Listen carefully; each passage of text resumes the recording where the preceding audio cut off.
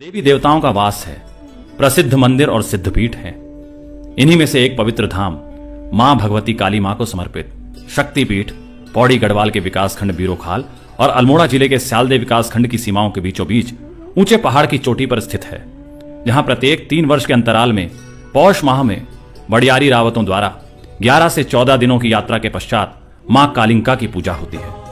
प्राकृतिक सुंदरता के बीच यह स्थान समुद्र तल से लगभग 2100 मीटर की ऊंचाई पर स्थित है, जहां नवंबर से लेकर फरवरी तक भारी हिमपात की संभावना बनी रहती है।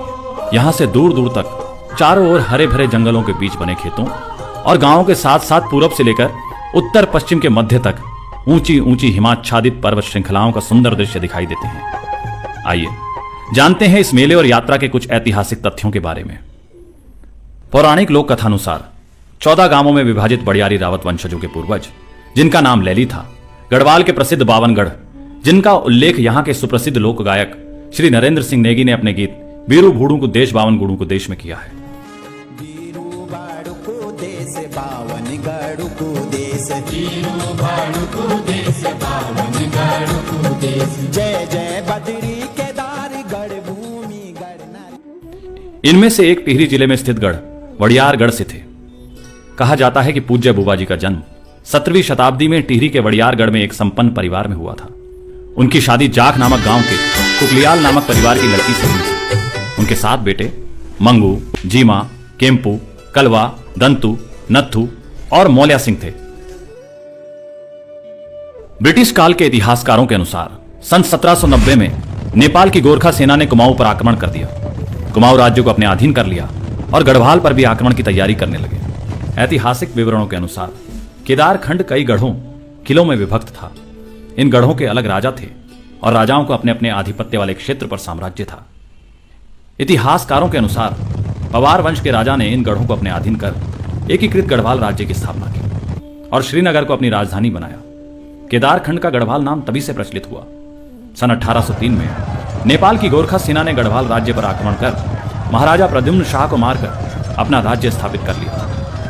गोरखा सेना की क्रूरता और अत्याचारों से तंग आकर लोग इधर उधर उनसे लड़ते बचते, जंगलों में भटकते, गुफाओं में छुपते छिपाते अपने गांव घरों को छोड़कर दूर दूर विस्थापित हो गए। इन्हीं विस्थापितों में से एक थे मां भगवती कालिंका के भक्त वडियारी रावतों के पूजनीय बुबा जी लैली।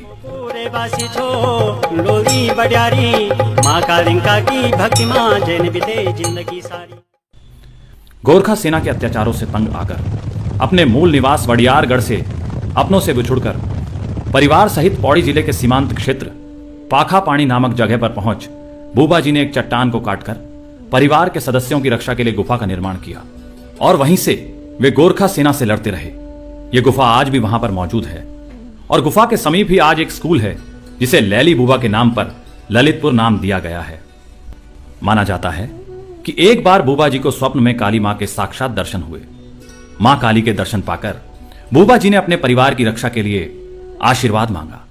मां काली ने आशीर्वाद देते हुए कहा कि किसी उच्च स्थान पर मेरे मंदिर का निर्माण करना और जब भी तुझ पर कोई संकट आए मेरा स्मरण करना। मैं वहीं से तेरे परिवार और इस क्षेत्र की रक्षा करूंगी। कुटुंब परिवार रखी राज खुशी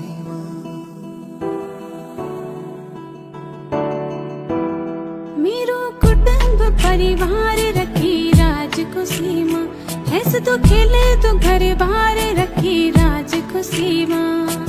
पाप हारणी हे भवानी, त्रास तारणी हे भवानी। मंदिर को स्थानीय भाषा में थान कहा जाता है। तत्पश्चात लैली बुबा जी ने गुफा के कुछ ही दूरी पर मां काली के पहले थान की, जिसे आज बंदरकोट गांव के नाम से जाना जाता है, स्थापना की और मां काली की पूजा अर्चना करने लगे। तेरी महिमा अनंत, तेरी कृपा अपार, तेरी आंख मदया, तेरा मन उलार। कहा जाता है कि कई वर्षों तक विषम परिस्थितियों और गोरखा आक्रमण को झेलते झेलते अपने परिवार की हितों की रक्षा करते हुए काली मां के भक्त परम पूजनीय बुबा जी गोरखा सेना से लड़ते हुए वीर गति को प्राप्त हो गए।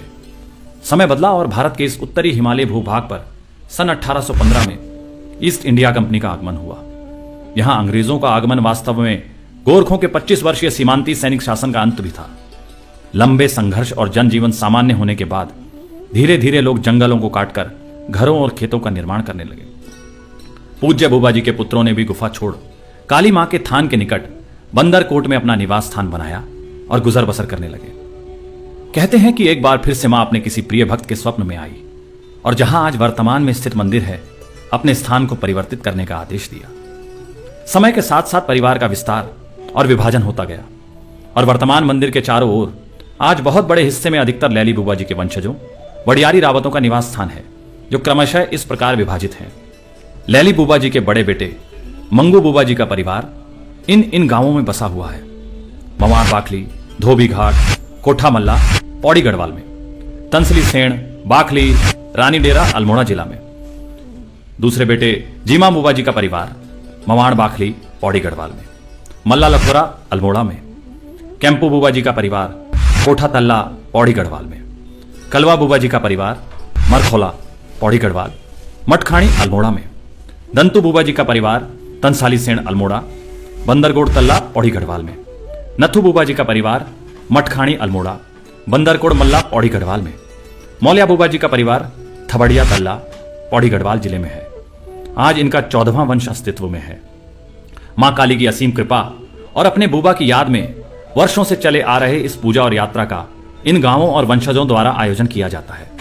यह पूजा और यात्रा अपने आप में एक बहुत बड़े क्षेत्र को प्रभावित करने वाला अद्भुत धार्मिक कार्यक्रम है। परंपरा अनुसार कार्तिक मास में दीपावली, जिसे स्थानीय भाषा में बग्वाल कहते हैं, के पश्चात बडियारी बंधुओं की कोठा गांव में, जहां से मां भगवती की यात्रा प्रारंभ होती है, पूजा और यात्रा के संबंध में बैठक होती है और सभी को अलग अलग कार्यों की जिम्मेदारी दी जाती है। इसके बाद जखोला गांव थलीसेण जाकर महाकाली के पुरोहित और वडियारियों के पैतृक ब्राह्मण ममगई पंडितों से आदरपूर्वक मिलकर मां भगवती की पूजा की स्वेच्छा करते हैं और शुभ दिन निकालने के लिए आग्रह करते हैं। मेरा नाम ब्रह्मानंद ममगाई है और मैं ग्राम जखोला का हूँ और बडियारी वंशजों के हम पैतृक ब्राह्मण भी है और लगातार कई पीढ़ियों से हम यहाँ पूजा करते आ रहे हैं। इसमें योगदान हमारा, हम पुजारी है यहाँ के, और ये बडियारी वंशों के जितने भी लोग हैं ये सब इसको मिलके इस पूजा को करते हैं और हर 3 साल में एक बार ये पूजा अनिवार्य रूप से होती है। ठीक है, तो इसका पौराणिक विधि से ही शुरुआत होती है और हमारे दिवाली के बाद आमतौर पर एकादशी के लगभग इसकी शुरुआत हो जाती है। उसके बाद इसका पंचांग के अनुसार शुभ मुहूर्त, लगन इत्यादि देखकर इसकी शुरुआत की जाती है।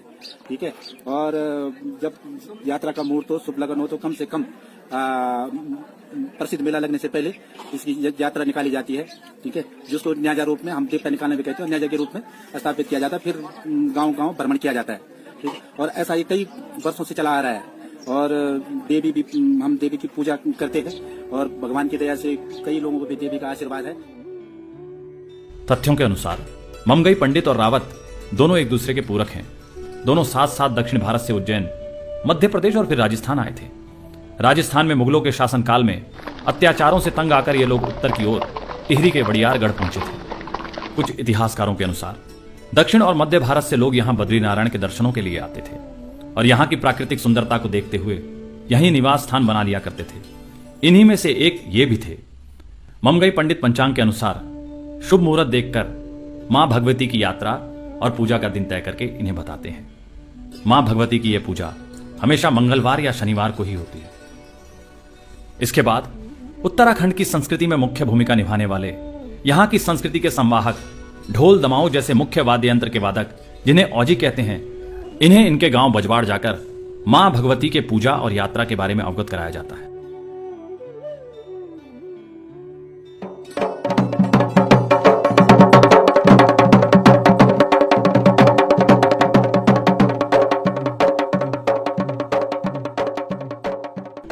और दिवाली के 11 दिन बाद होने वाले पहाड़ी त्योहार इगास के दिन मां भगवती के पवित्र प्रांगण कोठा गांव में रात्रि के जागरण के लिए न्योता दिया जाता है, जिसे खली जागंत या जागृत भी कहा जाता है, जिसे भैला कौथिक भी कहते हैं। और इसी दिन पूजा और यात्रा के शुभ दिन के बारे में आम जनता को भी सूचित किया जाता है। इसके बाद 15 से 20 दिन में यहीं से शुरुआत होती है यात्रा आयोजन की।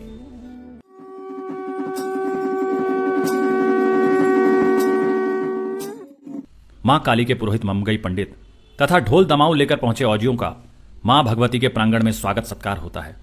औजी आकर अपने ढोल दमाऊ बजाते हैं और ढोल दमाओं की मधुर ध्वनि के साथ आम जन को आमंत्रण देते हैं, सूचित करते हैं। शाम को सभी वडियारी कुल के लोग अपने अपने गांव से लाए अपने कृषि यंत्रों, शस्त्रों की पूजा करते हैं, जिसे निकर पूजा कहते हैं। रात्रि भोजन के बाद फिर शुरू होता है देव नृत्य या कौथिक, जिसमें विभिन्न क्षेत्रों, गांवों से आमंत्रित किए गए देवताओं के डांगर, जिन पर किसी देवी देवताओं का प्रादुर्भाव होता है, जैसे कालिंका मां, कृष्ण, घनियाल, द्रौपदी, नरसिंह, ग्वेल आदि।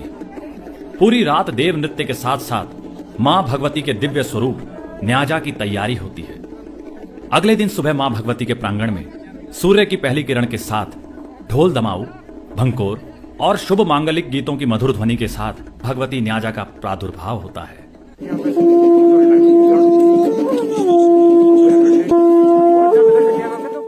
मां भगवती के दिव्य स्वरूप न्याजा के दर्शनों से आम जन प्रफुल्लित हो जाता है और मां की जय जयकार के साथ इस क्षण को देखने के लिए पहुंचे मां भगवती के सभी भक्त मां का आशीर्वाद प्राप्त करते हैं।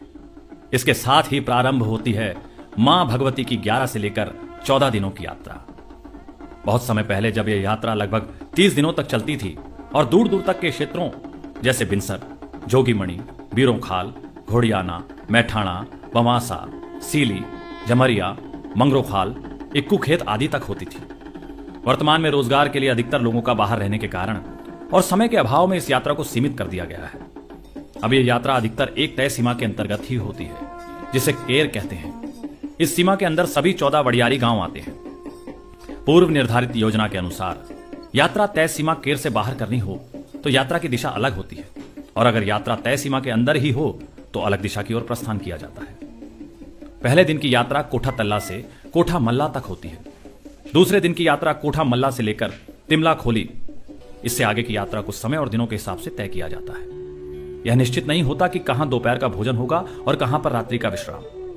यात्रा के दौरान जहां पर भी रात्रि विश्राम होता है वहां देव नृत्य का आयोजन किया जाता है।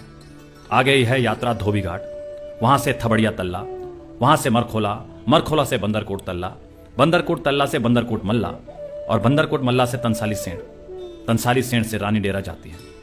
यहां पर मां भगवती की यात्रा का रात्रि विश्राम होता है।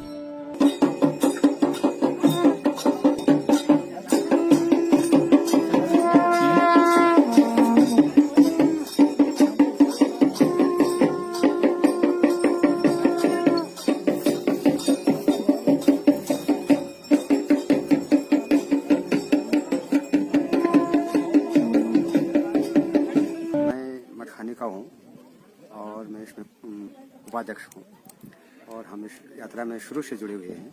अभी तक भंडारे से लेकर गांव तक, तल्ला कोठा, मल्ला कोठा, तिमला खोली, उसके बाद हम मल्ला खोरा, उसके बाद गाढ़ भीतर, उसके बाद मोहर बाखली, मटखानी, रमोल गांव, बाखली होते हुए बजवाड़ और कफल गांव, वडियशन कफल गांव से लेकर ब्रुश पानी पहुंचे।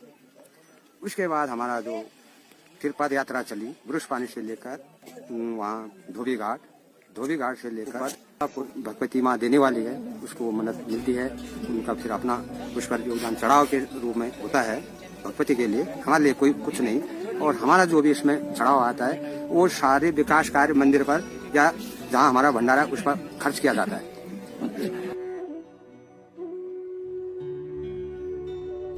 सुबह यहां से कुलांटेश्वर के लिए प्रस्थान किया जाता है।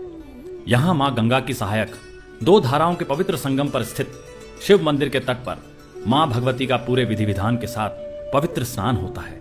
साथ ही यात्रा में शामिल श्रद्धालु भी स्नान करते हैं। यहां से आगे बाखली नामक गांव की ओर प्रस्थान करते हैं। बाखली से मटखानी, मटखानी से लखोरा मल्ला, लखोरा मल्ला से मवाण बाखली और मवाण बाखली से यह यात्रा 11 से 14 दिन में शाम को कोठा तल्ला मां भगवती के प्रांगण, जहां से यात्रा प्रारंभ होती है, वहां पहुंचती है।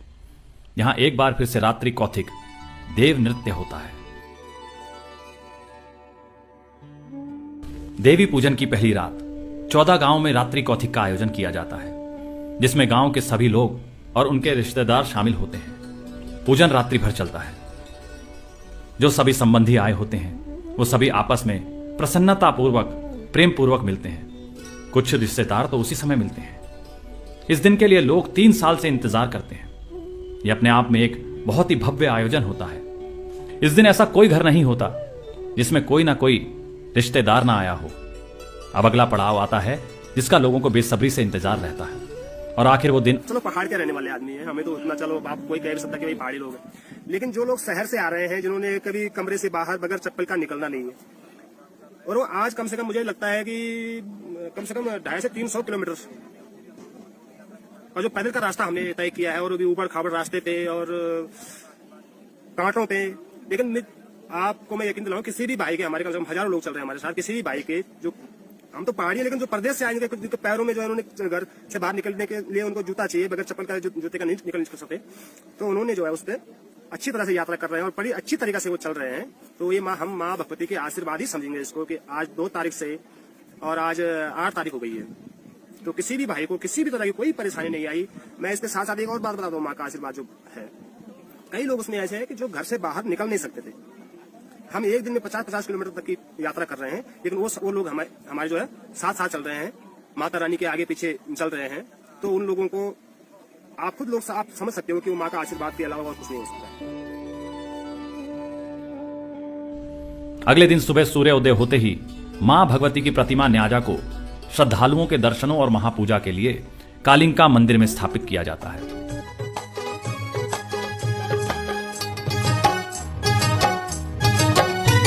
ये चल भगतों गढ़ कुमोद शान जयोला, मेरी कालिंगा माता का दर्शन करोला। ये चल भगतों गढ़ कुमोद शान जयोला, मेरी कालिंगा माता का दर्शन करोला। गीत घंडाल भैरो देवला गैल मां, हम तेरा की तू सदनी अपना छैल मां।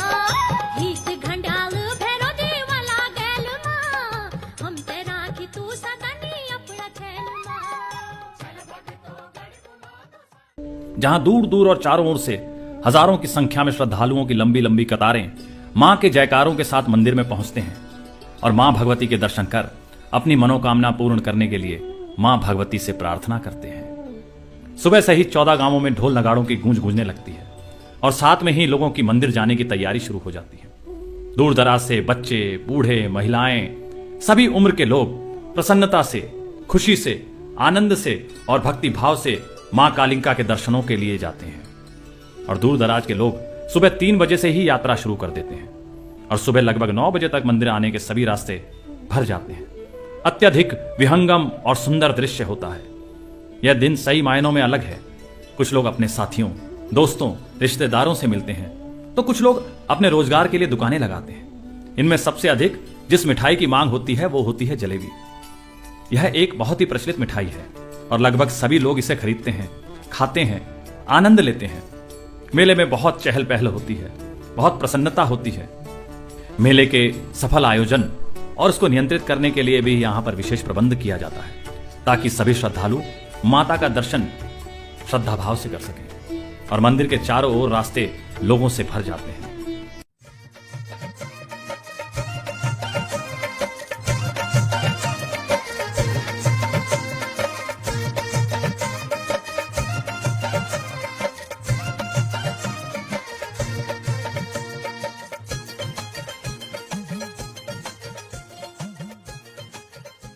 विशाल जन समूह के बीच पूरे विधि विधान के साथ पूजा संपन्न होने पर मां भगवती शाम को सूर्यास्त से पहले वापस अपने निवास स्थान कोठा की ओर लौटती हैं और इसी के साथ दूर दूर से यहां पहुंचे श्रद्धालुओं को शांतिपूर्वक अपने गांवों और घरों को जाने का आह्वान किया जाता है।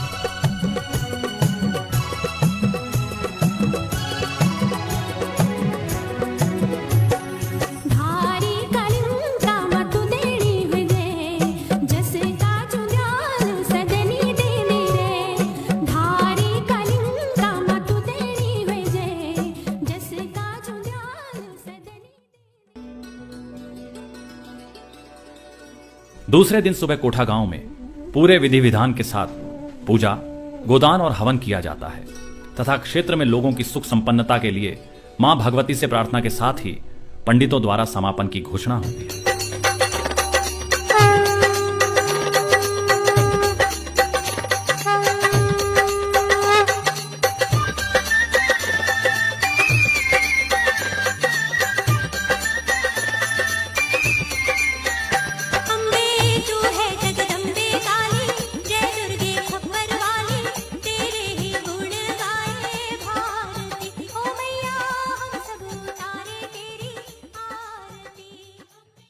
मंदिर में पहुंचने के लिए गढ़वाल और कुमाऊं दोनों क्षेत्रों से मुख्यतः 3 सड़क मार्ग हैं। पहला रामनगर से सरायखेत, दूसरा रामनगर से रसिया महादेव और तीसरा कोटद्वार की ओर से बीरोखाल आने वाले मुख्य मार्ग भी संपर्क मार्गों के माध्यम से रसिया महादेव के समीप रामनगर से आने वाले मुख्य मार्ग से जुड़ी है। इसके अतिरिक्त चारों ओर से सड़कों के निकट छोटे छोटे बाजारों मैठाणा घाट, बीरोखाल, स्यूसी, जोगीमणि आदि जगहों से पैदल मार्ग भी हैं। उष्ण कटिबंधीय मानसूनी विशेषताओं वाले इस क्षेत्र की जलवायु शीतोष्ण यानी ठंडा व गर्म है। इसकी विशेषता मौसम के अनुसार तापमान परिवर्तन है। जनवरी सबसे ठंडा महीना होता है, जब निम्न तापमान लगभग 5 डिग्री सेल्सियस हो जाता है। वहीं सबसे गर्म महीना मई से लेकर जून मध्य तक होता है, जब तापमान लगभग 30 से 35 डिग्री सेल्सियस तक होता है। उच्च हिमालयी क्षेत्र में होने के कारण यहां पर नवंबर मध्य से लेकर फरवरी तक हिमपात की संभावना बनी रहती है। जय कालिंगा मां, जय मां भगवती, जय इष्ट देवता। दर्शन करना है मंदिर में बहुत बढ़िया इनके पहले कंच आप कंच और माता रानी की आशीर्वाद है कि मतलब यक देख के मैंने बोला कि हम स्वर्ग में गई और भी बहुत बढ़िया लोग।